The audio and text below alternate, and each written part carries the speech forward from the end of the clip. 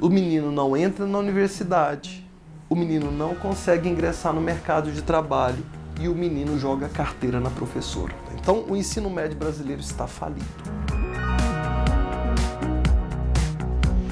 E o presidente se esquece que o custo da nossa folha de pagamento é o mesmo que de 2004. O que falta é crescimento econômico.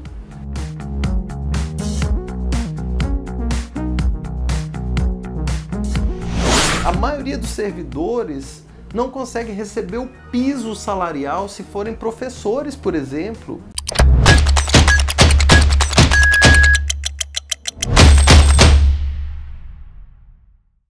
Eu converso hoje com o deputado federal do Partido Verde, aqui do DF, professor Israel Batista.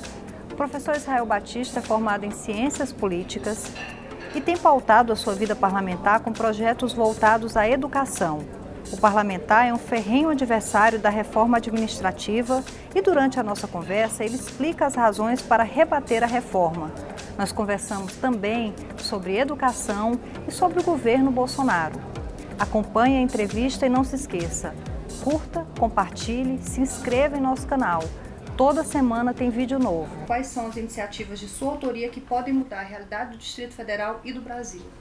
Nós temos uma iniciativa que pretende anexar, atrelar os aumentos concedidos aos servidores públicos no âmbito da União, Estados e municípios, aos aumentos concedidos ao piso salarial dos professores. O que nós temos hoje é que o primeiro aumento sempre acontece no Poder Judiciário. Se a gente conseguisse inverter essa lógica e primeiro conceder aumento às maiores categorias, a gente teria um maior equilíbrio nessa cascata de aumentos salariais. A crise educacional que nós vivemos no Brasil é fruto, em grande medida, de uma falha na formação de professores. Enquanto em Singapura o professor tem 3 matérias de teoria contra 17 de prática, no Brasil ele tem 4 matérias de prática contra 16 de teoria. Isso quer dizer que o professor brasileiro, majoritariamente, tirando daquelas faculdades de excelência, como é o caso aqui da Universidade de Brasília, ele sai da universidade sem saber como dar aula. Então nós vamos apresentar proposta para valorizar a carreira docente na formação. Está tramitando também uma lei de minha autoria que modifica o nosso sistema de multas de trânsito. Por quê? E a Constituição brasileira diz que a pena deve ser individualizada. Sim. Quando eu aplico uma multa a um desembargador, o peso dessa multa sobre um salário que é o teto do salário do funcionalismo público corresponde a cerca de 1% desse salário.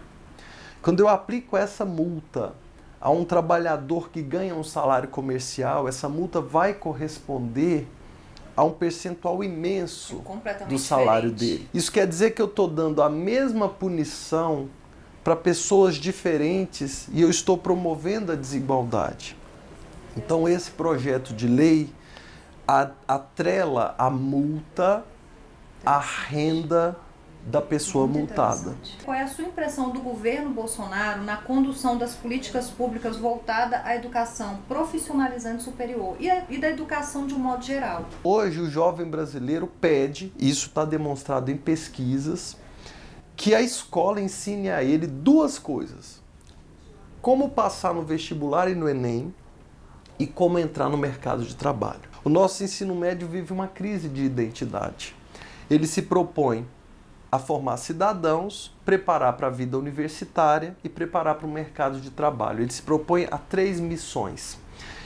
E ele falha nas 3. O menino não entra na universidade, o menino não consegue ingressar no mercado de trabalho e o menino joga carteira na professora. Essa é a realidade da nossa escola. Então, o ensino médio brasileiro está falido. O Brasil, então, iniciou um modelo que completa 10 anos esse ano, que é chamado de Institutos Federais. Os Institutos Federais revolucionaram o ensino médio técnico no Brasil.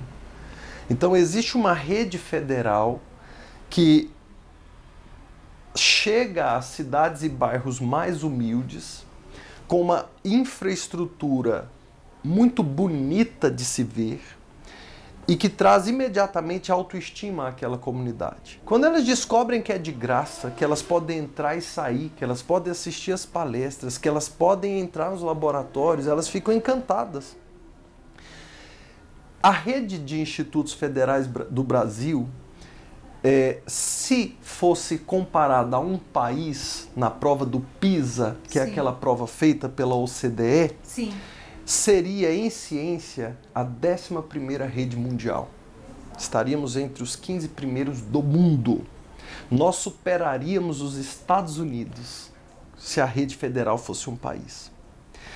Se os institutos federais fossem um país, em leitura, nós seríamos o segundo do mundo, perdendo apenas para Singapura. Aí, os professores visitam os empresários em volta e perguntam: o que se faz aqui na cidade? Qual é o setor econômico da cidade? Quando eles percebem qual é o setor econômico, a escola se molda para produzir cursos naquele setor. Por uma postura ideológica, o Ministério da Educação está tirando dinheiro dos institutos, porque imagina que os institutos sejam uma criação do partido de oposição. Pausa na entrevista para lembrar. Curta, compartilhe, se inscreva em nosso canal, ative o sininho no canto direito da tela. O ministro Paulo Guedes prometeu encaminhar para o Congresso projeto de emenda constitucional com a finalidade de promover a reforma administrativa. Qual é a sua opinião sobre esse anteprojeto e realmente qual é a principal preocupação dos servidores? Porque a impressão que a gente tem é que existe hoje uma demonização dos servidores, de todos os servidores. Ela parte do princípio de que é necessário economizar, cortar custos. Sim. Esse não é um bom princípio. Um bom princípio é tornar o serviço mais eficiente, o que, por consequência, vai diminuir os custos. Segundo ponto é que a gente não pode demonizar o serviço público. O serviço público brasileiro, hoje, atende mais pessoas do que atendia na década de 90, com menos servidores. Agora, o serviço público não é um serviço de grande qualidade. A culpa não é do servidor. A culpa é da ingerência política nas áreas técnicas. A qualidade do ambiente de trabalho do servidor público é muito ruim. Nós temos muito assédio no serviço público. Nós temos muita intromissão do prefeito, que exige que a diretora da escola aceite a entrada de vereadores aliados dentro da escola, no horário escolar. Mas, de acordo com o governo Bolsonaro, o peso da folha de pagamento vem do serviço público. O governo Bolsonaro tem uma posição ideológica que contamina esse debate. É verdade que a folha de pagamentos afeta o orçamento público, e deve ser assim, porque o Estado tem servidores e o principal custo é realmente a folha de pagamentos.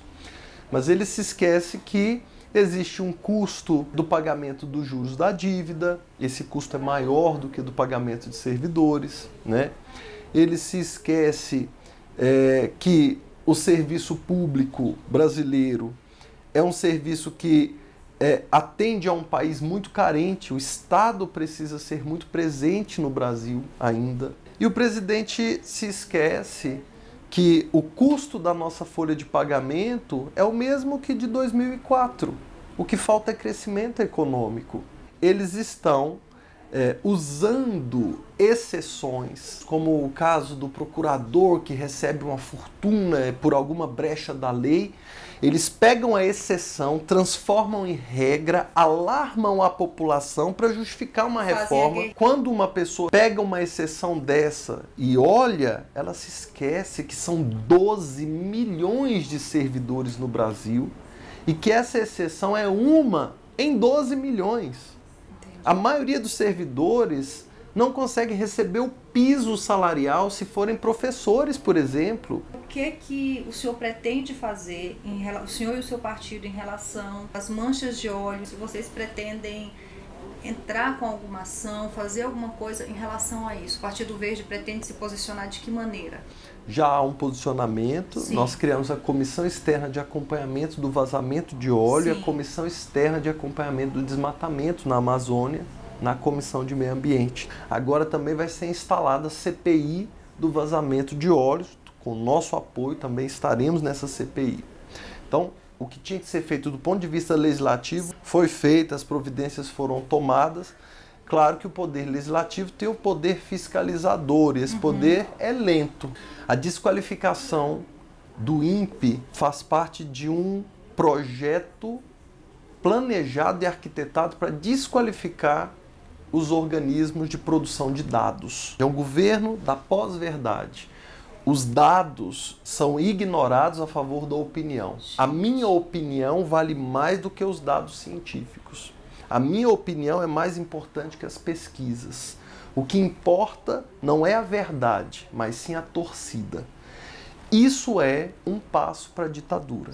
Nesse ambiente político polarizado que a gente vive entre bolsonaristas e petistas, como se a gente estivesse em plena corrida eleitoral, como o senhor e a sua legenda vão se posicionar? Nós fazemos uma veemente recusa ao binarismo político. Essa polarização não nos representa. São duas minorias barulhentas que se enfrentam e tomam conta da narrativa nas redes sociais e na imprensa. Se retroalimentam, Elas né? se retroalimentam, elas divertem a imprensa. Sim. A imprensa compra essa diversão porque essa diversão vende, mas a maioria da população está de saco cheio. Sim. Ninguém pode ser tão bolsonarista para acreditar que 12 milhões de servidores públicos são incompetentes, inoperantes, corruptos, né? Ninguém pode ser tão esquerdista para não admitir que existem algumas empresas públicas que precisam de um tratamento de choque urgentemente.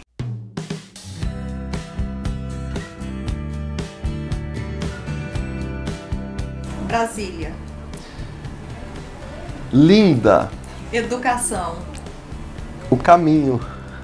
Preconceito. Ignorância. Poder. Revela.